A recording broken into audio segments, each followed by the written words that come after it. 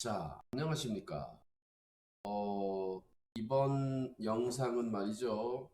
구글 클래스에서 시험 준비하는 학생들을 위해서 영상을 만들려고 하는데요. 어떤 거냐면, 우리가 지금 이제 그 기본 과정도 하고, 다음 달부터는 이제 유형별로 정리하고, 기출문제도 또 볼 텐데, 우리가 시험 공부를 시작하기 전에 어떤 문제가 시험 문제에 나오는지 좀 미리 알면 좋잖아요. 그죠? 그거랑 똑같은 문제가 뭐 반드시 나온다고 할 수는 없지만 선생님들이 중요하게 여기는 문제는 거의 다 비슷해요. 뭐, 학교가 어디고, 학교의 지역이 어디고, 학교의 뭐 수준이 어떻고, 이런 거를 다 떠나서 말이죠. 전국에 있는 몇 개 학교를 뽑아가지고 어떤 문제들이 나오는지 그런 것들을 확인해 보면 좋을 것 같아요. 그래서 제가 그 중학교 1학년 과정부터 정리를 한번 해볼 생각입니다. 일단, 제가 처음 이 정리해 놓은, 뽑아 놓은 문제는 말이죠. 서울의 강남구에 있는 압구정중학교라는 학교의 시험 문제입니다. 압구정중학교. 압구정중학교, 압구정동에 있는 학교겠죠, 그죠? 아마 조금 어렵지 않을까 이렇게 생각을 하는데요. 자, 이 학교는 시험 문제가 중간고사 없이 그냥 기말고사로 보나 봐요. 그래서 1번 문제부터 이 중학교 1학년의 첫 부분부터 나오네요. 그죠? 그러니까 시험 범위는 방정식과 함수까지 정비례 반비례까지 다 간 것 같은데 자, 우리가 이 첫 번째에 해당하는 부분은 보통 대부분의 학교들이 중간고사에서 봤기 때문에 중간고사를 안 본 사람들은 뭐 유형을 파악할 수 있겠죠. 그죠? 우리가 중간고사를 본 사람들은 아마 이거 보면 많이 기억이 날 것 같아요. 그죠? 자, 소인수분해 했을 때 2의 지수 찾는 문제고요. 요 문제는 자, 여기는 난이도 중간이라고 이렇게 해놨는데 사실은 요 문제는 좀 심화 문제에 해당합니다. 심화 문제. 자, 여기에도 약간 심화 문제가 있어요. 최대 공약수, 최소 공배수가 주어졌을 때 A가 될 수 있는 숫자는 몇 개냐라는 건데, 요 문제도 상당히 시험 볼 때 많이 나오는 문제였죠. 아마 이거 시험 문제, 시험 볼 때 봤던 기억이 아마 있지 않을까 이렇게 생각합니다. 대부분의 학생들이. 그래서 선생님들이 내는 문제는 거의 똑같아요. 비슷비슷합니다. 자, 여기까지가 1학기 중간고사에 해당하는 것 같고요. 자, 여기 12번부터 12번 문제는 말이죠. 다항식에서 사용되는 용어의 뜻입니다. 그죠? 상수항은 뭐고, 다항식에서 차수는 뭘 의미하는지, 항의 개수는 어떤 걸 의미하는지. 그래서 여기에 지금 보면 이 얘가 소수, 분수가 이렇게 나와 있네요. 그죠? 분수계수를 가지고 있어요. 이런 거 잘 틀린 문제입니다. 그래서 이 분수계수를 가질 때 어떻게 그 계수를 정하는지 요거 여러분들이 잘 기억해 둬야 됩니다. 이 문제 다항식에서 나오는 용어에 대한 개념이었죠. 이 부분 잘 기억해 두시고요. 자, 1차 방정식. 방정식이 주어지고서 해를 구해서 그 해를 가지고 어떤 식의 값을 구하는 건데 이 방정식이 분수꼴로 이루어져 있네요. 방정식이 분수꼴로 이루어져 있어요. 요걸 보고 교재들이나 문제집 같은 데서는 뭐라고 얘기합니까? 복잡한 1차 방정식의 풀이라고 얘기합니다. 복잡한 1차 방정식의 풀이. 자, 그렇게 표현하고요. 자, 그 다음에 이제 이 유리수부, 요거는 앞부분인 것 같아요. 자, 여기는 좌표 평면에 점을 찍는 건데요. 4분면에 따라서 이 x좌표와 y좌표의 부호가 정해집니다. 그럴 때 어떤 m의 좌표가 나타내는 것이 몇 사분 위의 점인가? 요거는 상당히 중요하죠. 그런데 여기 이 문제는 절대값도 들어가 있고 그래서 살짝 좀 어렵습니다. 그렇게 보면 될 것 같고요. 자, 그 다음에 이 교육 과정이 바뀌면서 이 함수의 그래프를 해석하는 부분이 시험 범위에 들어갑니다. 교육 과정에 들어가 있어요. 그래서 함수를 보고 이걸 어떻게 해석할 것이냐라는 거고요. 지금은 이 해석하는 문제 중에서 좀 비교적 간단한 겁니다. 왜냐하면 이쪽이 시간이고 이쪽이 거리이기 때문에 그래요. 제가 어려운 문제를 하나 본 적이 있는데 이쪽 y좌표의 거리가 아니고 속력이 나와 있는 문제가 있었어요. 그러면 이 그래프가 완전히 다르게 해석됩니다. 그 문제가 나오면 많은 아이들이 틀려요. 왜냐하면 거리 문제밖에 안 봤거든. 그래서 많은 학생들이 틀립니다. 자, 그 다음에 요 17번 문제는 정비례의 그래프에 대한 설명이네요. 그죠? 정비례 중에서 이 계수가 음수, x 앞에 있는 계수가 음수일 때 어떻게 되는지에 대해서 좀 질문을 하는 문제입니다. 이 정비례 문제 중에서는 약간 어려운 거죠. 보통 정비례에 관해서 뭘 물으면 그게 그렇게 어려운 부분은 아니에요. 그죠? 반비례도 뭐 좀 어려운 게 아니에요. 근데 여기 계수가 음수이면서 분수꼴로 되어 있기 때문에 여러분들이 여기에서 조금 조심해야 될 것 같아요. 자, 그 다음에 정비례하는 그래프 두 개의 그래프를 그려놓고서 교점을 찾거나 어떤 점의 위치를 찾아보고 그리고 그걸 이용해서 어떤 삼각형, 도형의 넓이를 묻는 문제입니다. 요거는 조금 이제 난이도가 어려워졌죠. 거의 끝자락입니다. 이 19번을 보면 아주 어려운 문제죠. 왜냐하면 정비례와 반비례가 동시에 들어가 있으면서 그 비례식이 미지수를 가지고 있어요. 거기다가 이렇게 어떤 사각형, 이 도형이 정사각형 아닐까? 네, 정사각형이라고 써 있네요. 그죠? 정사각형이 되는 이런 상태에서 A의 값을 찾아봐라. 이런 얘기입니다. 요거는 중학교 3학년이 돼도 이와 유사한 문제들이 상당히 많이 나와요. 정사각형의 어떤 성질을 이용해서 그래프의 함수값을 찾는 문제는 중학교 3학년의 2차 함수에서도 상당히 많이 자주 나오는 그런 문제입니다. 거기다가 이 20번이 마지막 문제인데요. 20번은 상당히 어렵죠. 그죠? 문제만 봐도 막 짜릿해 벌써. 이게 몇 줄이야 지금? 8줄이나 돼요. 8줄이. 줄만 8줄이야. 자, 이거는 상당히 어려운 문제에 해당하고요. 아마 이것으로 이제 가장 심한 과정이 아닐까. 이 문제가 이 문제집에서는 가장 심화 과정이 아닐까. 이렇게 생각이 들고, 그 외에도 약간씩 어려운 문제들은 있습니다. 그리고 이제 이 학교 같은 경우에는 시험 범위가 1학기 전체이기 때문에 문제가 전반적으로 그래도 약간 평이한 수준, 기본적인 내용들을 알고 있는가 하는 정도의 수준으로 판단이 됩니다. 자, 다음 학교를 한번 볼게요.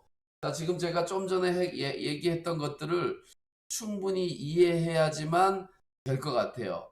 자, 요번 학교는 대전에 있는 은어송중학교, 이름이 조금 좀 특이하네요. 그죠? 은어송중학교고요. 이 학교의 시험 범위는 문자와 식에서 함수까지입니다. 문자와 식에서 함수까지. 자, 여기 문자와 식에 아까 얘기했던 그 기본 유형이 똑같은 형태로 나와 있네요. 그죠? 자, 여기에는 개수가 분수가 없어요. 하지만 개수가 여기 음수는 있네요. 그죠? 개수를 적을 때는 부호까지 감안해야 되잖아요. 그 다음에 다항식의 차수가 뭘 의미하는지 이런 내용들이 필수적으로 지금 여기 나와 있네요. 자, 그 다음에 두 번째 문제는 이 다항식을 바르게 계산한 것은 다항식의 계산인데 문자와 식의 계산인데 자, 여기가 분수꼴로 되어 있죠. 그죠? 그래도 분배 법칙을 하면 자연수로 나오기 때문에 정수로 나오기 때문에 그나마 좀 여기에서 쉬운 형태로 표현을 해준 것 같아요. 자, 그리고 3번 같은 문제는 교과서에 많이 있는 문제죠. 그죠? 밑에 있는 두 식을 더해서 밑에 있는 요 두 식을 더해서 요 윗부분을 만든 거예요. 그러면 요 두 식을 더해서 요 부분이 생기고요. 그 다음에 여기에 있는 이 두 식을 더해서 요 부분이 생기겠죠. 자, 이렇게 하나씩 하나씩 찾아가는 방법밖에 없어요. 여기도 이 두 개의 식을 더해가지고 이 위로 가는 겁니다. 그죠? 자, 그리고 B를 찾고 이제 이 두 식을 마저 더해서 A까지 찾아야 되기 때문에 상당히 복잡한데 A와 B를 찾는 것뿐만이 아니라 여기에서 또 7분의 1 A 마이너스 2분의 1 B 해서 이 식을 또 찾는 거예요. 이거는 상당히 시간이 많이 걸려.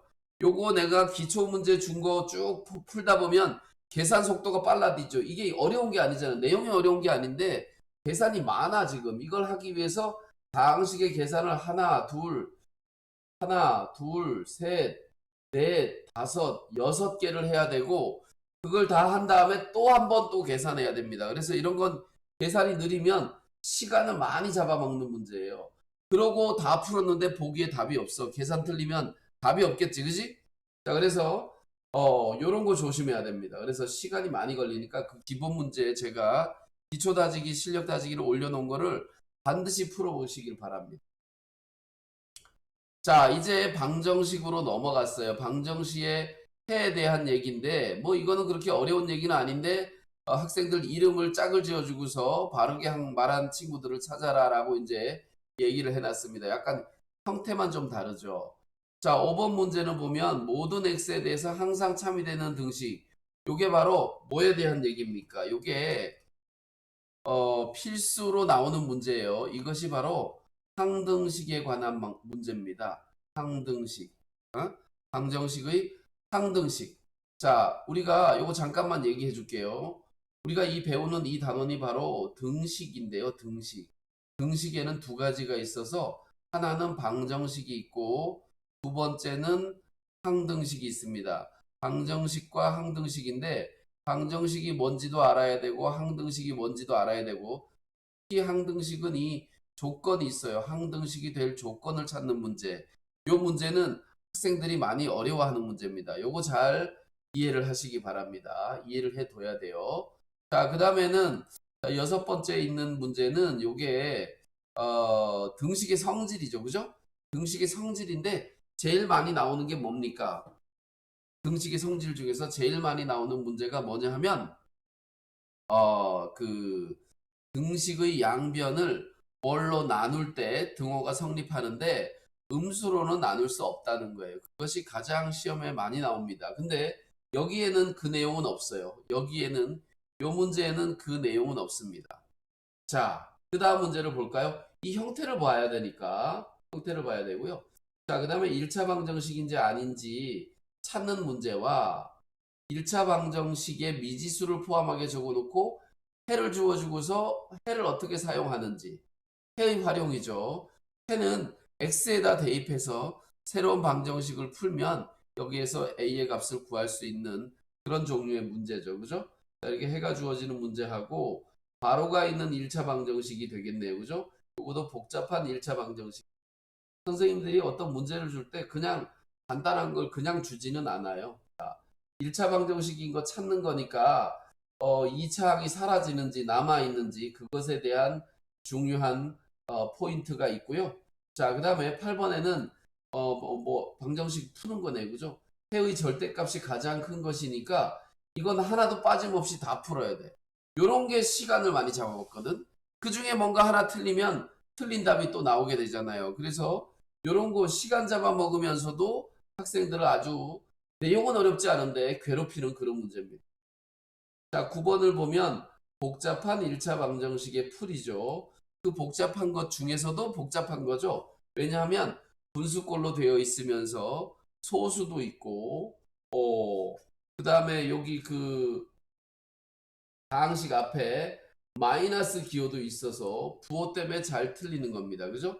이런 문제. 근데 선생님이 보기는 아주 좀 양심적으로 만들어 놨지 않았나 이렇게 생각이 드는데 아닐 수도 있지만 이건 풀어봐야 돼요. 근데 학생들이 뭘 여기 부호를 잘못하면 나오는 답이 여기 있어. 그러면 아주 괴로워요. 그 문제는 상당히 어려운 문제가 되는 겁니다. 여기 마이너스 부호를 잘못 적용해서 답이 나왔는데 그 보기가 1번에 있어. 그러면 그거 치고 넘어간단 말이야. 맞은 줄 알고. 그래서 그런 거 조심해야 됩니다. 자, 그 다음에 11번 같은 경우에는 뭐 그냥 도형을 이용해서 나온 문제고 이 유형이 많이 나오는 것 같지는 않아요. 자, 그래서 그 도형에 관한 문제가 있고요. 자, 여긴 거속시 문제네요. 호수 둘레를 돌아가. 같은 방향으로 돌아가는 문제예요. 아주 어려운 문제죠. 그죠? 호수 둘레를 돌아가는데 서로 같은 방향으로 돌아갈 때 어떤 성질이 있는지 그걸 알아야지만 풀 수 있는 문제입니다. 점점 문제가 어려워지고 있어요. 자, 그러다가 자, 여기는 뭐 내용은 좀 쉽지만 이 13번을 보면 말이죠. 아이고. 요 13번을 보면 말이죠. 내용은 좀 하품이 나와. 죄송합니다. 지금 시간이 벌써 새벽 2시예요. 그래서 자, 나를 원점으로 해서 각 학생의 나이의 차이와 키의 차이를 각각 x좌표, y좌표로 하는 점을 나타내. 자, 점 A는 선미, B는 수지, C는 도연, D는 채민, E는 민규를 나타낸 점이다. 자, 그러면서 설명에서 옳은 설명만 보기에서 모두 고르면 옳은 설명을 보기에서 모두 고른 것은 찾으란 얘기입니다. 그죠? 자, 그래서 이게 상당히 길어요. 내용이 길어서 학생들이 힘들 것 같아. 얘는 A의 좌표를 그냥 그 좌표로서 마무리를 지어 놓은 게 아니라 그 좌표에다 이름을 붙여가지고 한 번 더 꼬아놨어요. 그래서 이것이 좌표와 이름까지 매치를 시키는 것이 실수를 하는 경우가 종종 있죠. 자, 그 다음에 14번은 뭐 어려운 문제는 아니에요. 정비례 반비례를 그냥 간략하게 표현한 문제. 자, 그다음에 15번은 아까 얘기했던 그래프에 관한 얘기죠. 그죠? 자, 요쪽은 시간이고 요쪽은 거리야. 간단해요. 단순한 문제예요. 그냥 읽고 해석하면 될 것 같아요. 어려운 문제는 아니죠. 그죠? 자, 정비례 반비례에 관한 건데, 얘도 지금 계수가 분수네요. 그죠?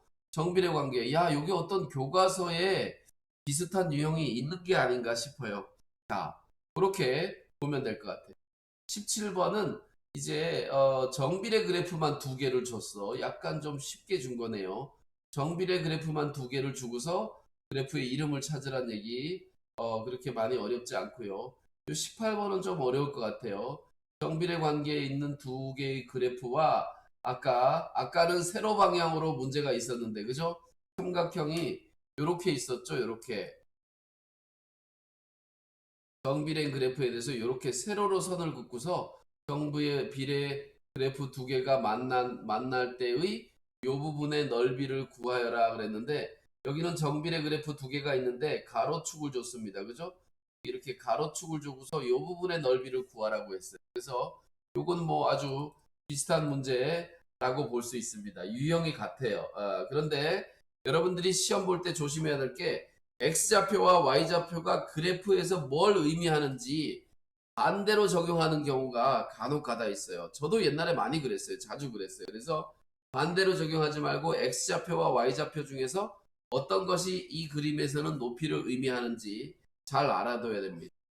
자, 그 다음에 19번 문제는 뭐 모둠과 관계를 가지고서 이렇게 반비례 그래프를 찾는 문제가 있고요.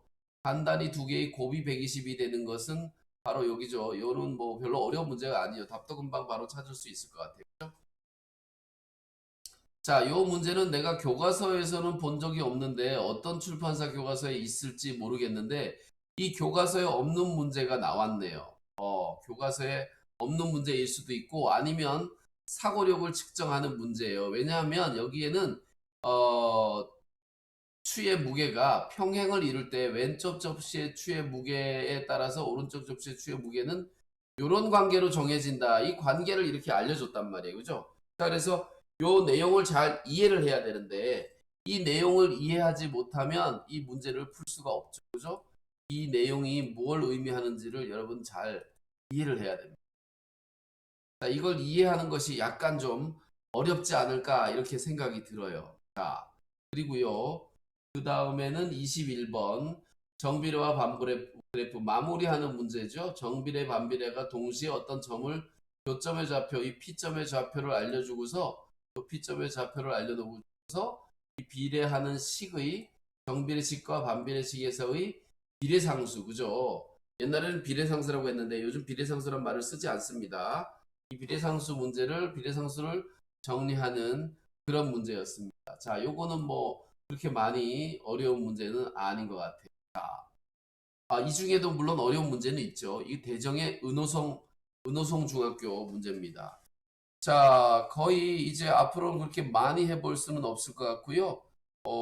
요것은 문자를 사용한 식과 함수의 그래프의 활용, 요건데 전남에 있는 팔마중학교랍니다. 팔마중학교.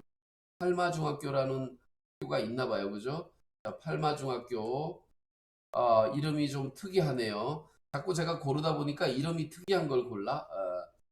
자, 이 문자와 곱셈교 생략하는 내용이 지금 나와 있고요. 요거까지 들어가면 보통 이거는 중간고사 범위에 들어갔었는데 좀 범위가 넓은 게 아닌가 싶네요. 그죠? 자, 여기 얼굴 부분을 좀 지워 볼게요. 자, 그리고 요거는 식의 값 찾는 문제였고요. 많은 학교에서 이게 다 중간고사 범위에 해당했던 것 같아요. 자, 그리고 말이죠. 자, 이번에는 이제 여기가 이제 다항식 보통 대부분의 학교들이 기말고사에 해당하는 2회 고사에 해당하는 범위입니다. 자, 여기도 아까 얘기했던 그 다항식이 있어요. 다항식의 용어와 그것을 표현을 어떻게 했는지 잘못된 것, 잘된 걸 구별해가지고 찾는 문제입니다. 근데 여기에는 개수가 지금 분수 개수가 또 들어있죠. 그죠? 이런 거는 포인트로 선생님들이 질문을 꼭 하게 됩니다. 그런 거 주의해야 되고요. 자, 여기는 뭐 간단한 식의 계산이에요. 이거 기본 문제만 풀면 할 수 있는 그런 문제입니다. 그죠? 자, 그 다음에 또 여기 보면은 5번에 주어진 식을 간단히 해서 이런 걸로 나타내고서 거기에서 A, B를 찾아가지고 여기 식에 값하는 거니까 간단한 식으로 나타내는 거 요거는 뭐 우리 기본 문제에 해당하죠. 그죠? 여기 나눗셈이 있고요. 나눗셈에 분수가 있으면 사실은 자연수를 곱하는 꼴이라서 선생님이 나눗셈이 뭔지만 알면 쉽게 할 수 있게 문제를 조정을 해놨습니다. 조정을 해놨어요. 이 6을 곱하면 이 3과 2가 동시에 사라지거든. 대신에 여기에 마이너스를 둬서 살짝 꼬아놨습니다. 자, 5번 문제는 그렇고요. 자, 6번 문제도 세식의 가로, 세로, 대각선의 놓인 식의 합이 같도록 빈칸을 채워라. 그러니까 이것도 시간 잡아먹는 문제예요. 어려운 거는 아니야. 근데 시간 잡아먹는 문제예요. 여러분들 이 시간 잡아먹는 문제 실수하지 않게 기초과정 연습 충분히 하시기를 바랍니다. 자, 그 다음에 아래 그림은 두 개의 직사각형 A, B, C, D, E, F, G, D 삼각형 이렇게 해가지고 뭐 선분의 길이 어쩌고 저쩌고 뒷금친 부분의 넓이를 구하네요. 그죠? 자, 사각형 하나에다가 삼각형을 더한 다음 안에 있는 걸 빼주면 되죠. 안에 있는 거 빼주면 됩니다. 그 길이를 나타낸 표현이 그림에는 나와 있지 않고 문제에만 적혀 있기 때문에 문제를 잘 읽고 여기 선분 BC가 뭘 의미하는지 얘는 써 있네요. FG의 길이는 3이다 그랬는데 FG가 뭘 의미하는지 이런 거를 정확하게 체크를 해야지 되는 거네요. 그림이 없기 때문에 문제에서 그걸 파악해내야 돼요. 이런 거는 보통 이렇게 하지 않는데 선생님이 이렇게 냈습니다. 자, 그 다음에 8번 문제를 보면 말이죠. 8번 문제는 뭔가요? 8번 문제는 수진이가 친구와 길을 가면서 나눈 대화다. 야, 요것도 뭐 이런 것도 상당히 어렵네요. 그죠? 자, 여기에 있는 내용은 이제 문자화식에 해당하는 것이 이렇게 있습니다. 그리고 상당히 뭐 다양한 두 가지를 내놨지만 글을 읽어야 된다는 것이 학생들 좀 불편하게 하네요. 요즘 새 교육과정은 거의 이런 식의 문제들이 상당히 많습니다. 자, 그리고 이제 여기에는 아까에는 없었던 이항에 대한 얘기가 나와요. 방정식을 풀 때. 이 이항이 뭔지도 좀 파악을 잘 해봐야 되겠죠. 그죠? 자, 1차 방정식인 걸 골라라 그랬는데 이거는 아까 봤던 그런 유형입니다. 그리고 또 뭐가 있죠? 여기 항등식이라는 말이 나오네요. 항등식이 될 조건을 찾는 문제입니다. 아까 제가 얘기했었죠. 항등식이 될 조건. 항등식이 뭔지 알아야 되는 그런 문제입니다. 자, 그 다음에 여기는 등식의 성질에 대해서 또 나왔죠. 등식의 성질에 대해서. 등식의 성질에서 옳지 않은 것을 찾는 겁니다. 그죠? 자, 요거는 이 식이 약간 좀 어렵네요. 요 식이 약간 좀 어렵고요. 나머지는 좀 간단한 편이고 크게 어려운 부분이 없어요. 그런데 이 5번식이 약간 어렵습니다. 이게 답이란 얘기는 아닙니다. 몰라요. 풀어봐야지 알아요. 자, 그 다음에 13번은 방정식에 아까도 마찬가지죠. 해를 주어지고 여기 분수 방정식에 해를 주어지고 그 해를 두 개를 더해봐라 그랬습니다. 지금 그러면 뭐 요 방정식을 푸는 건 문제가 안 되는데 여기는 개수가 분수라서 분수 방정식을 개수가 분수인 방정식 푸는 게 조금 어려울 것 같아요. 그죠? 자, 이 부분 주의해서 풀어보면 될 것 같습니다. 그렇게 많이 어렵지는 않아요. 근데 요거는 지금 뭐냐 하면 시간을 잡아먹는 문제죠. 두 개나 나오니까. 그리고 두 개 중에 하나만 잘못돼도 보기에 답이 없기 때문에 이것이 학생들한테는 보기에는 쉽지만 실제로 풀어보면 실수를 하면 안 돼요. 자, 여기 14번 같은 경우에도 마찬가지네요. 해가 같을 때 어떻게 하는지 상당히 중요한 문제입니다. 많은 유형들이 있어요. 이것에 대해서. 그죠? 자, 요것은 해가 같을 때 어떻게 처리하는지 해봐야 되고요. 자, 이거는 방정식의 활용인데요. 연속한 세 자연수의 합이 A가 되도록 한다. 보통은 이렇게 합이 얼마다. 그럴 때 A를 구하시오. 뭐 가장 작은 수를 구하시오. 가장 큰 수를 구하시오. 그랬는데 여기에서 가운데 수를 x라고 할 때 요거는 뭐 좀 좋은 방법이지만 옳은 식을 찾아라 그랬어요. 야, 요거는 문제를 푸는 방식에 따라서 다르기 때문에 선생님이 여기 특별히 미지수를 뭘로 하라고 정해줬어요. 미지수를 뭘로 하라고 정해줬기 때문에 여기 답이 유일하게 정해지는 겁니다. 그래서 그 방법대로만 풀어야 되기 때문에 이것도 그렇게 쉬운 문제는 아니죠. 그리고 전체를 1로 놓고 보는 문제입니다. 그죠? 전체를 1로 놓고 보는 거고 보통은 날짜가 며칠 걸릴까 한데 여기는 시작 날짜를 정해주고서 여기에 보기에서 날짜를 고르게 했어요. 끝나는 날이 언젠지. 요것도 또 도중에 일하는 여기 일요일이 한 번 있었다. 야, 요거 뭐 상당히 난해하죠. 그죠? 전반적으로는 좀 어려운 문제입니다. 이게 그렇게 쉬운 문제는 아니에요. 결과적으로 봤을 때. 그래서 이런 전체를 1로 보는 문제에 또 특성이 있습니다. 그죠? 조심해야 돼요. 자, 그 다음에는 말이죠. 여기 좌표를, 얘는 뭐 아주 기본적으로 그냥 좌표를 그냥 줬네요.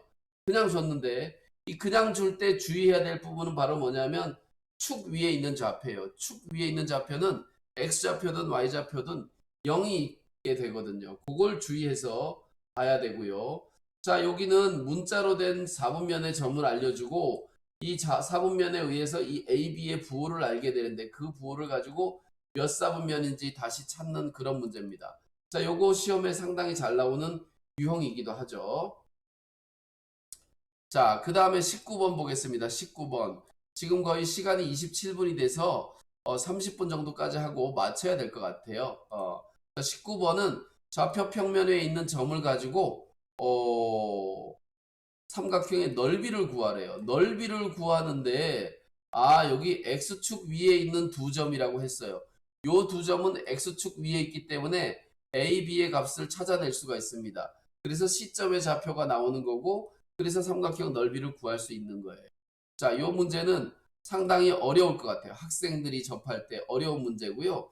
좌표가 그냥 주어지면서 하는 것도 쉽지 않은데 여기에 지금 미지수까지 가지고 있어서 아주 어려운 문제가 될 것 같아요. 자, 그리고 여기 20번은 그래프 해석하는 문제입니다. 물통 밑에서는 일정하게 올라가다가 여기서부터는 빠르게 꺾여서 올라가겠죠. 그래서 여기 5번이 바로 답이 될 것 같아요. 5번이. 자, 이런 문제 그래프를 해석하는 문제였습니다. 자, 그 다음에는 말이죠. 서술형인데 서술형은 뭐 학교마다 지금 제가 요즘 나오는 출제 경향을 보니까 이 문제는 2018년도에 출제된 겁니다. 왜냐하면 제가 코로나 시기에 문제가 워낙 특이하게 출제가 됐기 때문에 코로나가 아닌 상황에서 문제를 뽑기 위해서 2018년, 2019년 뭐 요때 문제를 뽑았습니다. 자, 그래서 뭐 여기는 간단히 하란 문제고 간단하죠. 여기 방정식을 풀어라 이런 문제고요. 거저 그냥 주는 겁니다. 여기 고속시가 있는데 거속시 문제가 있는데 아주 간단한 문제죠. 그죠? 자, 시속과 시속이 있고 여기 30분 빨리 도착한다. 요게 한 단계 꼬아놓은 겁니다. 그죠? 단위가 일치되지 않아요. 여기는 시속이라고 되어 있고 시속이라고 되어 있는데 여기는 30분 빨리 도착한다. 그래서 분이 나왔습니다. 요게 함정이에요. 그래서 요거 조심해서 식 세우면 되고요. 자, 이거는 그래프를 해석하는 것 같은데요. 그래프를 해석하는 건데 정말 진지하게 서술형이네요. 알 수 있는 사실을 두 가지를 작성하라고 그랬는데 야, 요거는 답하기가 좀 상당히 힘들 것 같아요. 그런데 이게 그냥 봐서는 쉬운 문제였는데 제가 아까 얘기했던 것처럼 누차 얘기했던 그것에 관한 문제네요. 지금 보면은 이쪽은 가로축에는 시간이 이렇게 나와 있습니다. 그죠? 세로축에는 거리가 있으면 좋은데 세로축의 이 방향에 있는 것들을 봤더니 바로 뭡니까? 속력이에요. 말의 속력.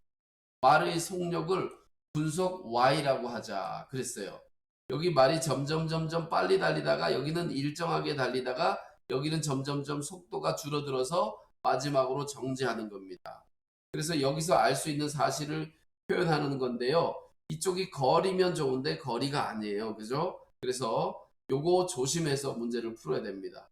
상당히 조심해야 될 것 같다. 이런 생각이 들어요. 자, 이렇게 해서 지금 이제 이 학교까지 정리를 했는데, 자, 전반적으로는 좀 평이하기도 하고 한두 문제 어려운 문제가 거의 꼭 끼어 있었던 것 같아요. 그런데 학교마다 좀 차이가 있지만 아주 어려운 문제가 끼어 있을 수도 있습니다. 그리고 어려운 문제가 많이 있을 수도 있어요. 그 난이도는 말이죠. 중간고사하고 좀 관련이 있습니다. 중간고사를 본 학교는 중간고사 자기 학교의 평균이 중요해요. 평균이. 선생님들이 만드는 평균이 대략 60점에서 70점 사이를 평균으로 만듭니다. 그런데 중간고사 평균이 만약에 50이다. 50점 아래다. 그러면 이거 중간고사가 어려웠던 거예요. 그러면 기말고사는 요걸 상쇄시켜서 요것이 될 수 있게 기말고사 평균은 대략 한 70점 정도가 되게 쉽게 내겠죠. 근데 만약에 중간고사 성적이 70점이다. 그러면 기말고사는 50점 정도가 되게 냅니다. 그러니까 평균이 50점 되려면 문제가 상당히 어려워지는 거예요. 어려워지는. 자, 물론 이것에 벗어나서 선생님이 매번마다 어렵게 내는 이상한 선생님도 있을 수 있겠지만 일반적으로는 이렇습니다. 그래서 중간고사 잘 봤다고 기말고사 소홀히 하는 사람들은 완전히 망하는 거예요. 왜냐하면 중간고사가 선생님이 70점을 기준으로 만든데 자기가 90점 정도 받았단 말이야. 그러니까 스스로 자기가 잘했다고 평가를 하는 거예요. 잘했다고. 문제가 쉬워서 잘한 거 모르고. 근데 공부를 안 했어. 근데 문제가 어려웠어. 그러면 이거보다 여기 평균보다 20점 높았던 게 얘 20점 낮게 됩니다.